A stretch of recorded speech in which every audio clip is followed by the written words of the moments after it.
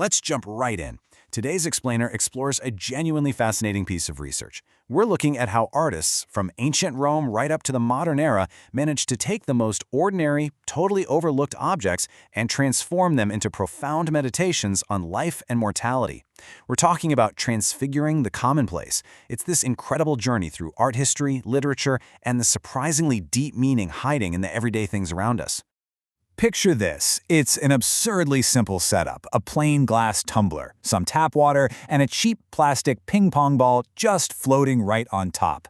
Now, you might be wondering, how does something that looks literally like a high school science experiment become a profound meditation on death? Well, this is the central mystery of Damien Hirst's 1991 mini-installation titled Relationships. It's actually tapping into a multi-century tradition of forcing us to look at the inevitable end of our lives. Okay, let's dive into this. Damien Hirst, the artist behind that piece, famously said, "I don't think there's art that isn't about death. That's why artists do it." He's absolutely obsessed with mortality. And, he's definitely not alone. For centuries, creators have been searching for meaning in what the 17th century poet John Wilmot called the lumber of the world. That lumber? It's the material detritus we surround ourselves with every single day, the stuff we're ultimately going to leave behind. So what does this all mean? The crucial point here is this concept of transfiguration.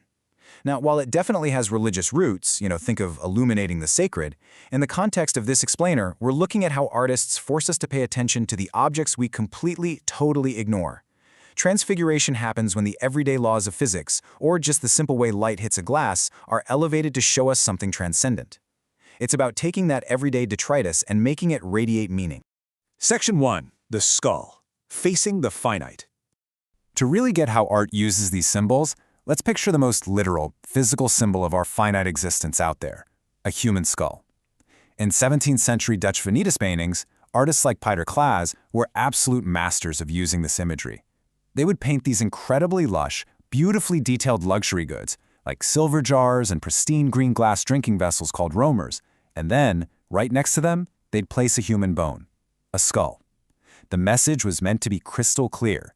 All of this worldly wealth, all of this luxury, it's completely futile, because devouring time swallows us all.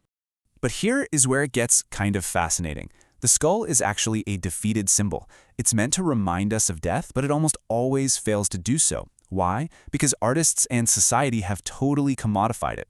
In those old Dutch paintings, the skulls usually have missing teeth. That's a subtle trick to safely distance the viewer by suggesting the person has been dead for a very, very long time. Then you have the graveyard black comedy. Think of Hamlet joking with Yorick's skull.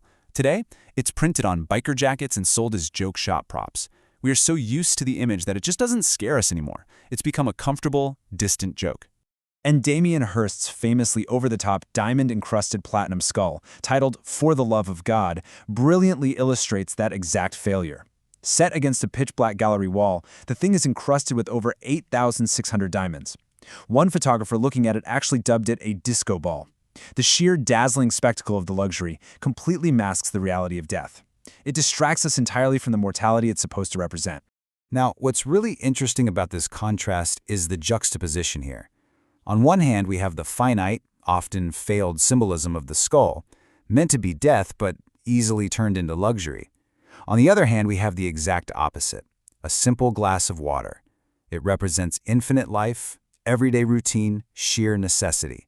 And as we're about to see, it actually achieves the profound transfiguration that the skull so often misses. Section 2. The glass of water, the substance of life. The legacy of the water glass in art is, frankly, staggering. It goes back 2 millennia. 2 millennia, from ancient Roman Xenia frescoes in AD 50 to Zurbaron's meditative 17th century cup to Chardin's 18th century masterful still lifes, right up to modern conceptual pieces by Craig Martin and Hirst.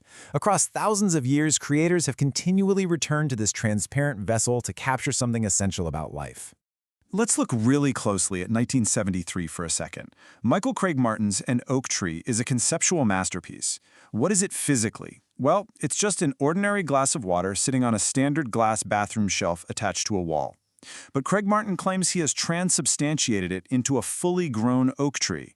He doesn't change its physical form at all, but he changes its essence, relying entirely on water's fundamental, profound connection to life itself. It's an incredible trick of the mind that forces you to completely reconsider the simple water sitting right in front of you. We actually see this exact same transfiguration happen in literature. In James Joyce's epic novel Ulysses, the character Leopold Bloom simply goes to the kitchen sink to wash his hands. Just a normal, everyday action. But Joyce uses microscopic, encyclopedic detail to defamiliarize this totally everyday act. Imagine the physical chill of that tap water and the smell of the lemon soap. Joyce calls it fresh, cold, never-changing, ever-changing water, making us acutely aware of the magic hiding in our basic plumbing. Moving to 1914, we can see how this idea builds in poetry. Thomas Hardy's poem, Under the Waterfall, connects that sensory experience of water to deep, deep human emotion. He writes about a simple picnic tumbler that gets lost in a stream during a courtship. Over time, submerged in the current, it becomes an opalized chalice. It turns into a flawless container preserving a lost love forever, protected under the water from all the bitter years to come. The everyday glass literally becomes sacred. Section 3. The commodification of art. Illusion versus market value. But if we shift gears from those high-minded ideals to the cold, hard reality of the modern art market, we run into a really stark contrast. 50 million pounds. That was the estimated value of Damien Hirst's diamond-encrusted platinum skull. By encasing a symbol of death in thousands of diamonds, even our finite mortality is transfigured into the ultimate luxury commodity. And if you thought that was wild, check this out. 24.4 million euros. That is the record price recently paid for Jean-Baptiste Simeon Chardin's serene 18th century painting of a basket of wild strawberries sitting next to a simple glass of water. A painting that was meant to be this quiet, beautiful meditation on peace and the present moment has essentially been turned into a massive, heavily guarded financial asset. Which brings us to the ultimate brilliant irony of the art market. In this world, concept often rules over physical presence, meaning pieces are literally locked away, unseen, in climate-controlled strong rooms. Value is dictated by pristine, original packaging. And the greatest irony of all? Water, the very substance of life, the thing Joyce and Hardy and Chardin celebrated, is actually deeply feared by collectors. Why? Because it causes mold and destroys physical art. So if you buy Damien Hirst's Relationships tumbler today, it will sit bone dry in its vintage packaging, never allowed to touch the water that actually completes it. No way, right?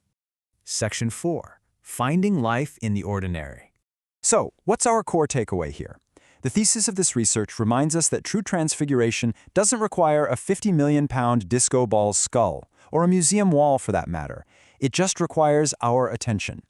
The ordinary is absolutely extraordinary if you look at it right. So next time you turn on the tap and the light catches the glass in your hand, will you see just water or the never-changing, ever-changing substance of life? Thanks so much for exploring this with me. I'll catch you on the next explainer.